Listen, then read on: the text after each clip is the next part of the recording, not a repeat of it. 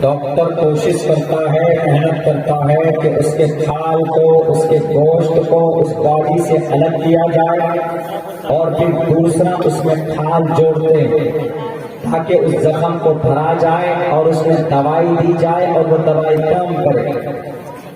یہ طریقہ سرجری کا یہی پروسیس ہے، اس سے زیادہ آگے پیچھے نہیں، تھوڑا بہت ہو سکتا ہے ورنہ عموماً یہی کام ہے۔ میرے پیر میں یہاں پہ اس جگہ آپریشن ہوا تھا بچپن میں، جب ہم 12-13 سال کے تھے تو بیٹھ کر جب ہم قرآن کو یاد کر رہے تھے، حفظ کر رہے تھے، تو یہاں پر پانی ہو گیا تھا، شاید اس پیر میں یا اس پیر میں ہے، اتنا وہ پانی ہو گیا تھا۔ تو اس پانی کو نکالنے کے لیے انہوں نے یہی کام کیا، ہم دباتے تھے، اس میں سوئی چبوتے تھے، کچھ نہیں ہوتا۔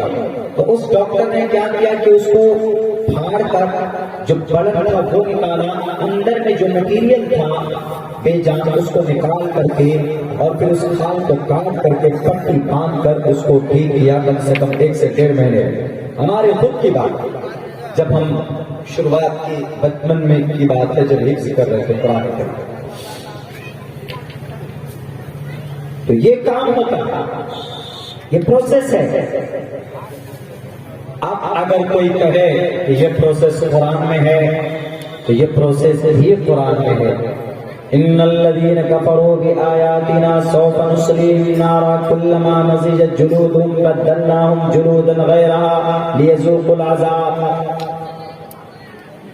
دنیا والوں، دشمنی کی نگاہ سے مت دیکھو،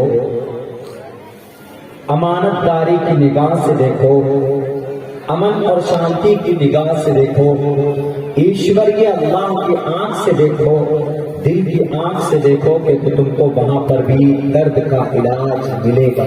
قرآن ان الذین کفروا، جو لوگ کافر ہیں، مشرک ہیں، بآیاتنا ہماری نشانیوں کو جو لوگ جھٹلاتے ہیں، سوف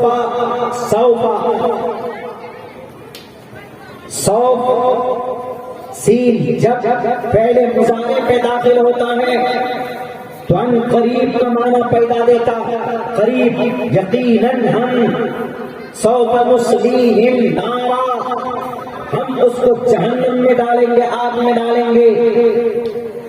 ان الذین کفروا، جنہوں نے انکار کیا، بآیاتنا سوف نصلیہم نارا کلما نضجت جلودہم، ان کی کھال جل جائے گی اس آگ میں،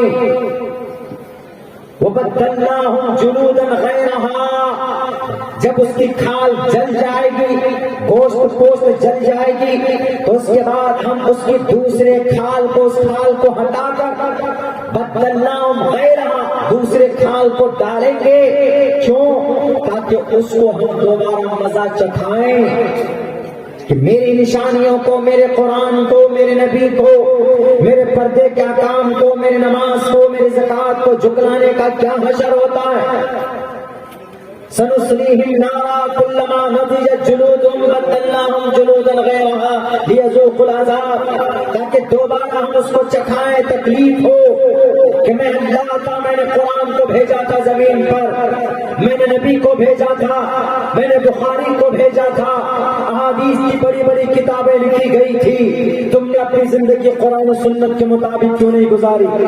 ان الذین کفروا، بے شک جنہوں نے ہماری آیتوں کو جھٹلایا۔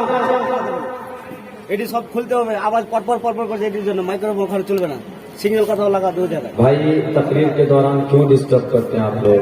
आवाज खराब हो रहा है उसी के تو خراب ہو رہا ہے تو پہلے سے منع کیجیے ان لوگوں उसको کو۔ बोल दिया कि बड़ा हटाओ इसको, ये सब क्या लगाया यहाँ प्रोग्राम हो रहा है, ये सब फोटो नहीं है, बेस्ट ये करता है सब, आवाज वहाँ पर बोल रहा है, माइक ठीक नहीं है, बढ़िया नहीं है। खोल लीजिए। ये कोई ये अनुष्ठान है, ये कोई गाना बजना नहीं है कि ये सब उठाता रहता है। आप अपना काम करिए, हम लोग भी करते हैं, हम लोग नहीं, सुनिए। نہیں سنیے ایک منٹ، یہاں سنیے، یہ جو پرپر کی آواز ہو رہی ہے نا، اس کا مائک سے کوئی لینا دینا نہیں ہے۔ سنیے ایک منٹ، رات دن پروگرام کرتے ہیں اور یہ اگر یہ کچھ ریکارڈ کر رہے ہیں تو یہ پروگرام اگر ریکارڈ ہو رہا ہے تو یہ یوٹیوب میں ڈالے گا، یہاں 100 آدمی سن رہے ہیں تو آگے 10 آدمی سن سکتے ہیں، اور اس سے پرپر کی کوئی تعلق نہیں ہے۔ آپ کا سیٹ میں پرابلم ہوگا، آپ کی سیٹنگ میں گڑبڑی ہوگی، آپ وہاں چیک کیجیے۔ اور پروگرام اگر کوئی ریکارڈ ہونا چاہیے، آج کے ڈیٹ میں پروگرام ریکارڈ کیوں ہونا چاہیے؟ کل آپ کے بنگال کی پولیس آ کر یہ کہے گا کہ مولانا عبداللہ تقریر کر کے گیا، ہم کو گالی دے کے گیا، تو آپ کہیں گے کہ نہیں بھائی، ہمارا جتنے بھی وقت آئے قرآن کی بات کر کے گئے، حدیث کی بات کر کے گئے، ہے نا؟ تو آپ کے پاس کیا پروف رہے گا؟ وہ کسی بھی یوٹیوب والے کو کہو گے کہ بھیا تم نے پروگرام ہمارا ریکارڈ کیا ہے نا؟ ہاں، ہم کو دو تو پورا پروگرام آپ سنا سکتے ہیں۔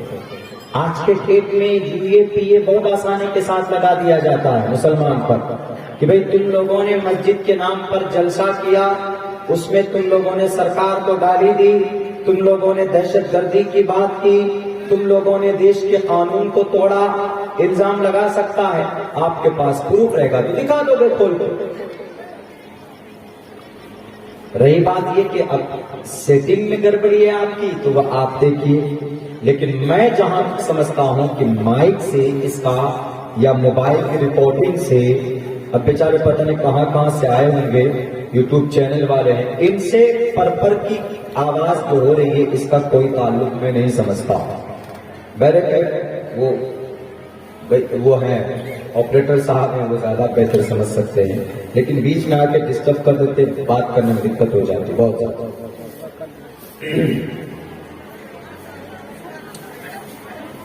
ہاں، پتہ یہ چل رہا تھا ان ھذا القرآن یہدی للتی ہی اقوم، یہ وہ قرآن ہے، یہ وہ کتاب ہے جس میں تمام مسئلے کا حل اللہ تبارک و تعالیٰ بتایا ہے۔ سب سے پہلا میں نے ایک ایگزامپل آپ لوگوں کے سامنے رکھا دیا، تو ایک آدمی سوال کرتا ہے کہ اچھا بتائیے میں ڈاکٹر ہوں، درد کا علاج کہاں ہے قرآن؟ ہم نے کہا کہ درد کا علاج قرآن میں، جس نے درد کی کھوج کی ڈاکٹر کا نام ہے تیجسن، اس ڈاکٹر کا نام تھائی لینڈ کا، اور پہلے تھا جان مائی یونیورسٹی کا وہ ڈاکٹر۔ اس کو جب پڑھ کر سنایا گیا کہ قرآن کریم میں جو آپ نے تھیوری بنایا ہے وہ یہی تھیوری ہے ڈاکٹر کی، کیا کہ جو درد میں جو کھال کام نہ کرے اس کو بدل دو، دوسری کھال لگا دو، گوشت کو کاٹ کر ہٹا دو اور پھر اس میں پٹی کر دو، بینڈیج کرو، تب جا کر وہ دوائی کام کرے گا۔ یہ تھیوری اس ڈاکٹر کی بنائی، لیکن ڈاکٹر کو کسی نے کہا کہ ڈاکٹر تیجسن یہ علاج تو قرآن میں اللہ نے 1450 سال پہلے بیان کیا۔ اس نے کہا ہو ہی نہیں سکتا، کہا کہ دیکھو پڑھ کر، جب اس کو سنایا گیا، جب اس نے دیکھا خود سے آنکھ کھول کر قرآن کھول کر دکھایا گیا، تو وہ ڈاکٹر نام اس کا تیجسن، جان مائی یونیورسٹی ڈپارٹمنٹ آف اٹارنی کا سربراہ۔ حجاز میں پروگرام ہوتا ہے، میڈیکل کانفرنس ہوتی ہے 8ویں نمبر کی، قرآن سے نفرت کرنے والوں، اسلام سے نفرت کرنے والوں، صرف تمہارے پاس ٹیکنالوجی نہیں ہے، صرف تمہارے پاس سائنس کی کتاب نہیں، ہمارے پاس جو کتاب ہے یہ دنیا کی سب سے بڑی کتاب۔ جس مسئلے کا حل ڈھونڈتے ہو اس قرآن میں ملے گا۔ اس نے اعلان کر کے کہا کہ لوگوں، میں اپنی بات بعد میں کروں گا، میں ڈاکٹر تیجسن، میں doctor Chiang my university from Thailand, میں وہاں سے آیا ہوں، لیکن میں سب سے پہلے کلمہ پڑھنا چاہتا ہوں۔ اور سب سے پہلے اس نے کلمہ پڑھا اور گواہی دی، اشہد ان لا الہ الا اللہ واشہد ان محمد عبدہ ورسولہ۔ اللہ کی وحدانیت کی گواہی دے کر ایک ہاتھ میں قرآن کو رکھ کر کہتا ہے کہ یہ وہ قرآن ہے جس تھیوری کو میں نے لوگوں کو پوری دنیا میں انٹروڈیوس کرایا، جس تھیوری کو کینسر کا علاج میں نے دنیا میں بتایا ہے، لیکن میرے بتانے سے پہلے 1451-52 سال پہلے اللہ تبارک و تعالیٰ کے اس قرآن کریم میں اللہ نے بیان کر دیا۔ یہ قرآن جھوٹا نہیں ہو سکتا، اور آج سے میں اس قرآن کریم کا فالوور ہوں، آج سے میں اس قرآن کریم کو ماننے والا ہوں۔ یہ تاریخ پڑھ لیجیے جا کے، اور یہ قرآن کریم کا معجزہ ہے۔ لوگ کہتے ہیں کہ قرآن میں صرف عبادت کی کتاب ہے، قرآن صرف آرڈر دیتا ہے کہ بھکتی کرو، بندگی کرو۔ ارے قرآن میں سب کچھ ہے، یہ تو ایک چیز ہو گئی. اب یہ کہیں گے کہ جناب قرآن کریم کے اندر میں ہوائی جہاز کا ذکر ہے. ہوائی جہاز بنایا قرآن میں کسی نے؟ بتاؤ.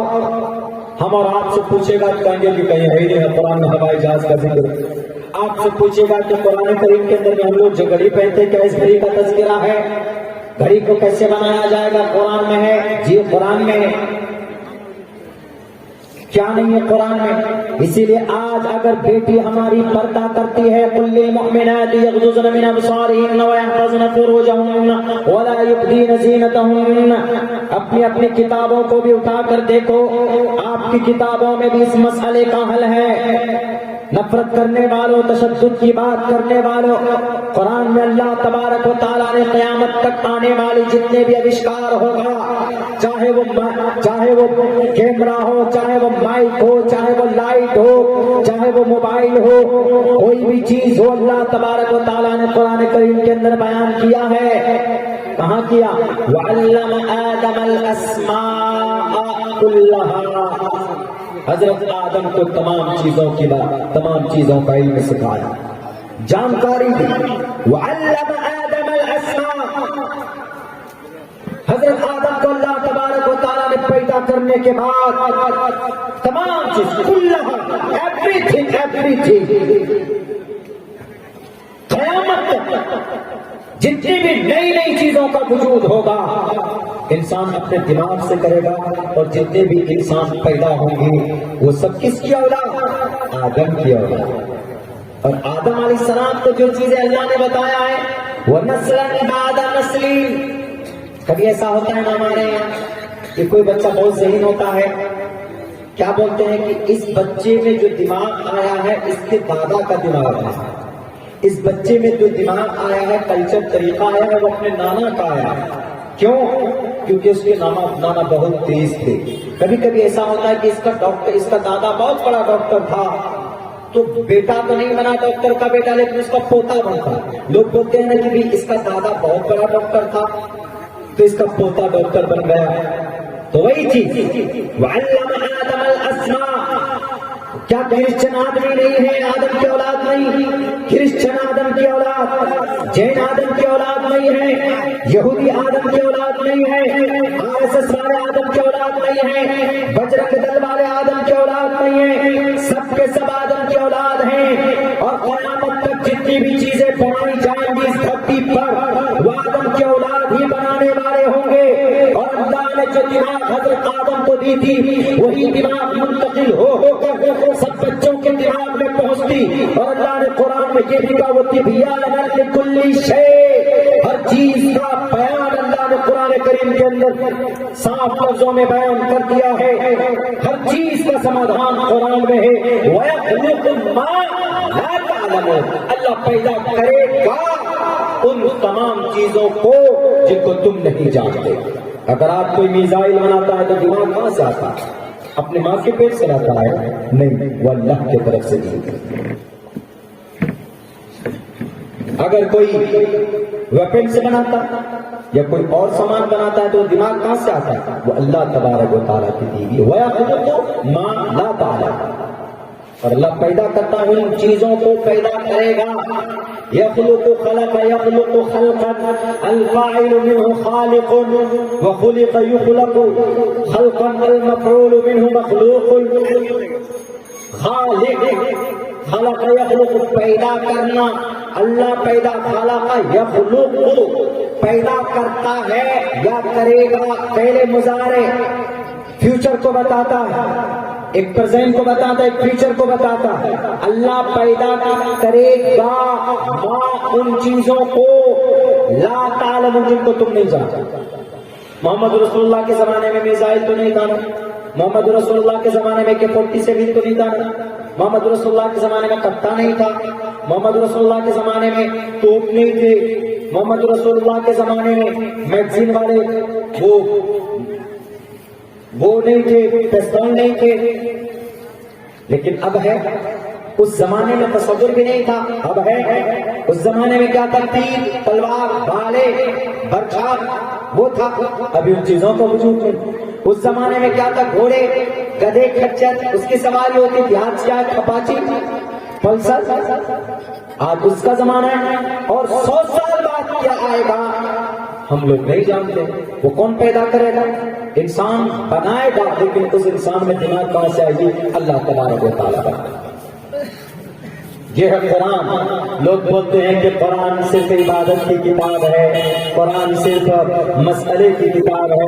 قرآن کو دیکھو، قرآن پڑھنے والوں نے ایسی ایسی چیزوں کو وجود میں لایا ہے، قرآن پڑھ پڑھ کر اس کو سمجھ سمجھ کر کے تم تصور نہیں کر سکتے۔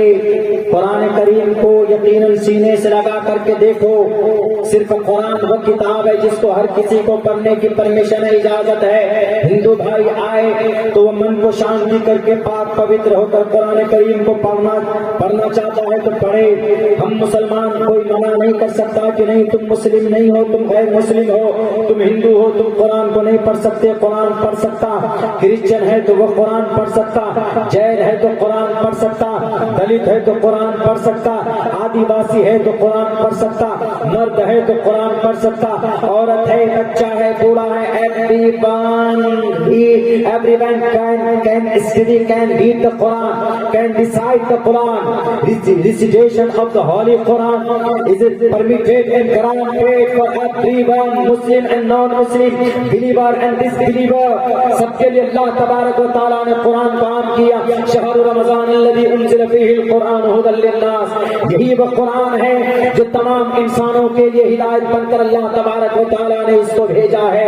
ضرورت اس بات کی ہے کہ تم سینے سے لگاؤ، قرآن میں اگر جہاد ڈھونڈو گے، قرآن میں آتنکواد ڈھونڈو گے، قرآن میں نعرہ تکبیر اللہ اکبر ڈھونڈو گے، قرآن میں صرف جہاد کی، لڑانے کی، قتل کی بات ڈھونڈو گے تو اللہ تبارک و تعالیٰ تمہیں کبھی بھی ہدایت نہیں دے گا۔ قرآن ڈھونڈو اس نیت سے کہ اللہ کہاں کہاں پر ہے تو تم کو مل جائے گا۔ قل هو اللہ احد اللہ الصمد لم یلد ولم یولد ولم یکن له کفوا احد۔ اللہ ایک ہے، اللہ بے نیاز ہے، وہ نہ کسی کا باپ ہے نہ اس کے کوئی باپ ہے، ولم یکن له کفوا احد، اس کا کوئی ہمسر نہیں ہے۔ قرآن میں ڈھونڈو گے کہ محمد کہاں ہے تو قرآن میں مل جائے گا۔ ما کان محمد ابا احد من رجالکم ولکن رسول اللہ وخاتم النبیین۔ اس دھرتی کے اوپر آخری نبی کا سلسلہ نبوت کو ختم کرنے والے محمد رسول اللہ تھے۔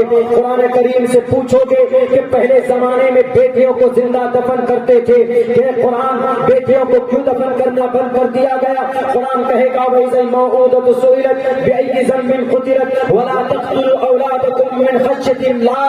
اپنی رزق کی تنگی کی وجہ سے کفار کے زمانے میں، مشرکین کے زمانے میں لوگ اپنے بچیوں کو ذبح کر دیتے تھے، لوگ اپنی جوان بیٹیوں کو زندہ زمین میں کاٹ دیتے تھے۔ قرآن تمہیں کہے گا، قرآن کہے اتنی بڑی بیماری سے سماج کو لوگوں نے بچایا، سماج کو قرآن نے بچایا ہے۔ اور پھر اس دھرتی پر برائی کے اوپر کنٹرول کرنا ہے تو شراب کے قریب مت جاؤ۔ قرآن کریم سے پوچھو گے تو شراب کے بارے میں قرآن کہے گا وَلَا تَشْرِبِ الْخَمْرَ يَسْأَلُونَكَ عَنِ الْخَمْرِ وَالْمَيْسِرِ قُلْ فِيهِمَا إِثْمٌ كَبِيرٌ وَمَنَافِعُ لِلنَّاسِ۔ اللہ تبارک و تعالیٰ صاف لفظوں میں کہتا ہے کہ شراب کے اندر منافع کم ہے، نقصان زیادہ ہے۔